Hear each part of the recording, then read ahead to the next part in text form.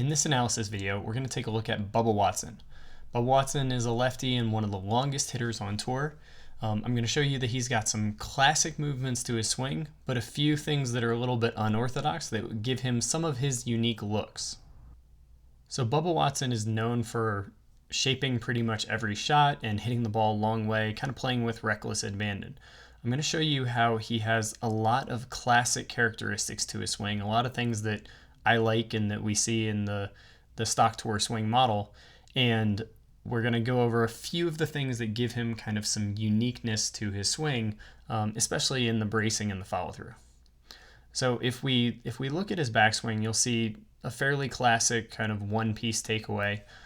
From the down the line, you'll just see that there's one of his kind of trademark moves is he'll set up with a little bit more of an open stance, but that doesn't take away from his one-piece takeaway. So it's largely a big body movement, muscles of the core, hips and trunk that are moving the club away. But he does tend to use a little bit more of the arm lift, which gives the club the appearance of going a little bit more outside the line. Not that that really matters. What that does is that helps create a little bit more of this vertical arm movement, which he's then going to shallow out very nicely in transition. So at the top of the swing, you'll see that since distance is a priority of his, you'll see a big full turn. So you'll see lots of movement happening at the ankle, the knee, the hip, the rib cage, the shoulders, all the way up through the chain. But you'll see that he did a great job of keeping his arms somewhat out in front of him. Even though he's had a ton of lift, you can see that the trail elbow hasn't worked its way behind his body into a stuck position. You can see if his trail elbow had worked behind his body, we'd be able to see it kind of in this position over here. So because his arms are still in an okay position, even though he has this long swing, you'll see that his first movement with his arms during transition is to really shallow out the club and get the back of the left wrist roughly parallel to his shoulders or perpendicular to his spine. So he does a really good job of shallowing out from the arms. You'll also see that he does a tremendous job of sequencing the lower body. As his upper body drops down, he's kind of compressing against the ground to give him something to really push with. You can see that his lower body opens up very, very nicely.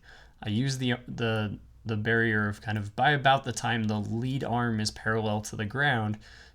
If you're going for power, you want to have your hips relatively square. That's showing that you've started this swing more with the lower body than with the upper body. Here you can see he gets his hips back to square when that left arm or when his right arm is still well above parallel. So kind of in the same position with these two swings.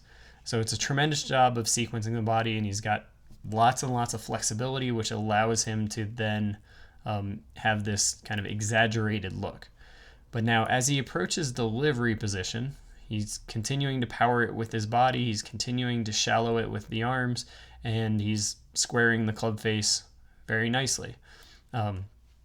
So when he's in this delivery position, you'll see a pretty good variety of where he likes to have the club, the shaft plane, or where the club is, or the club head is in relation to his hands.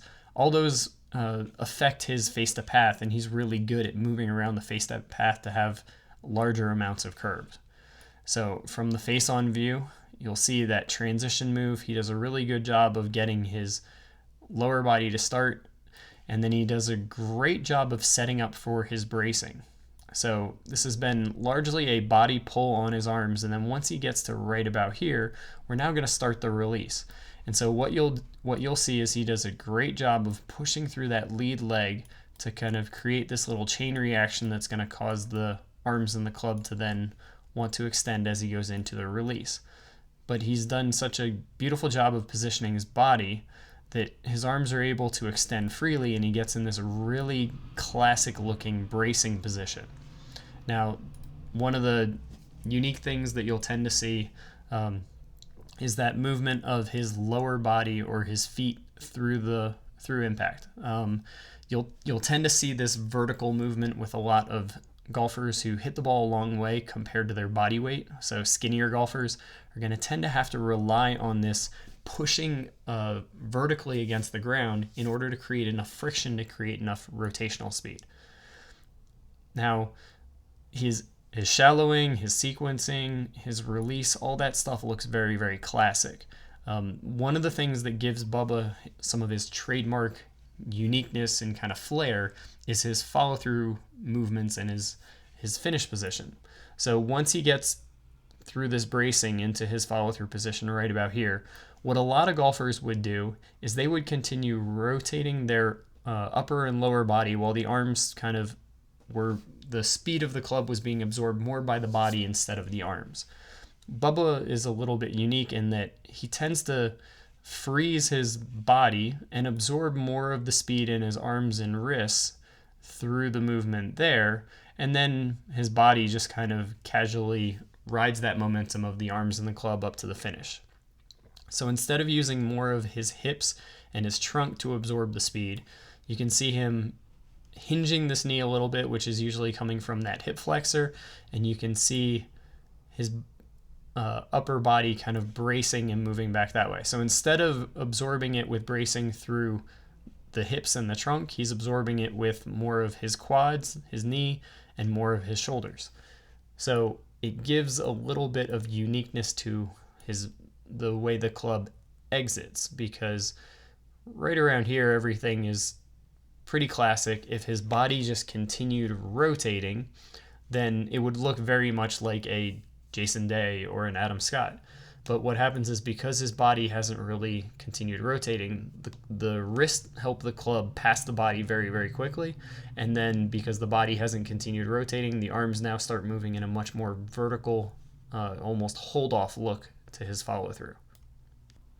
So as a fun comparison, I flipped Adam Scott, because normally when they're comparing Bubba or Phil to the righties, they flip Bubba or Phil to the righty position. But I want you to take a look and see a lot of the similarities. So we've got a fairly similar amount of body rotation. You've got really good arm extension, slightly different positions of the shaft and club face, but overall a lot of similarities there. So now what you'll see is, as the club passes his body, his primary goal is no longer controlling the path of the club. It's now safely absorbing the speed of the swing. And so what you'll see is it's largely the wrists that are absorbing the speed of the swing, and then his body just kind of stays facing towards the fairway like so. So if we take it to about the same position, where the hands are about the same position, what you'll see is that Adam Scott has turned his body a good 20 or 30 degrees, and that's where he's absorbing the speed of the swing, as opposed to Bubba doing it mostly in the arms and the club. It'll look a little bit more exaggerated when we look from face on. So now looking at Jason Day, we can compare some of the things from the face on. So you'll see that even though they had very different looking backswing loads, we're getting into a similar unloading pattern as we move Bubba through those similar positions. You'll see that, again, compared to what we had with Adam Scott, not a dramatic difference. He's a little bit further behind, so he's bracing slightly differently. What we'll see now is, as the club passes Jason's midline, he's absorbing it more with body rotation and trunk rotation. So you can see that it's mostly the hips and the shoulders. There's not a lot going on there with the wrists. So now if we take Bubba, here he could be doing the same thing, but what ends up happening is, once he gets to the hands passing the midline, now most of the absorption is going to happen in the wrists and vertical movement of the knees, as opposed to continuing rotating his trunk and core. So this is one of the cases where the flair and the uniqueness to his swing is kind of at a point where I think it's non-critical, unless he was battling some type of injury, either in that lead knee or potentially in the neck, shoulder, or elbow area. I wouldn't see any reason that you'd have to change it, because he's having great success with the face-to-path relationships. He's having great success with sequencing and powering the swing. He gets into a really good bracing strategy. It's just that absorbing of the speed after all the key movements of the swing are done. So if you want to understand which movements of your swing are critical and which movements are just your style, head over to Golf Smart Academy and check out our membership options. In the membership program, you could submit your swing and we'll do a video voiceover just like this on your swing and show you where you could potentially stand to improve in terms of distance or consistency or whatever is ailing you.